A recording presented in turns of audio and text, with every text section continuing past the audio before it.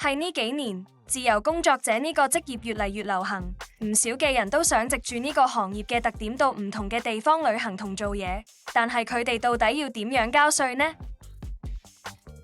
根據香港嘅稅法，如果你係課稅年度內逗留香港境內超過183日，你就會被視為香港居民之一，必須根據你嘅全球收入嚟繳稅，否則淨係需要對來源於香港嘅工作收入負責。如果你嘅收入並非來自香港嘅工作，根據稅務條例第8(1)(a)(c) 條，收入若係當地已繳納相似嘅稅項，則該部分嘅收入通常唔受香港薪俸稅嘅管轄。所以你應該確保妥善記錄所有收入嘅來源，以便喺申報嘅時候使用。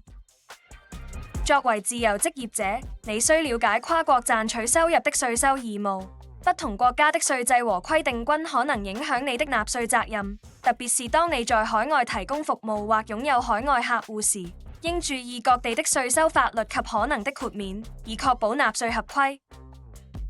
如果有興趣了解更多稅務資訊，歡迎透過以下方式聯絡展群士 K。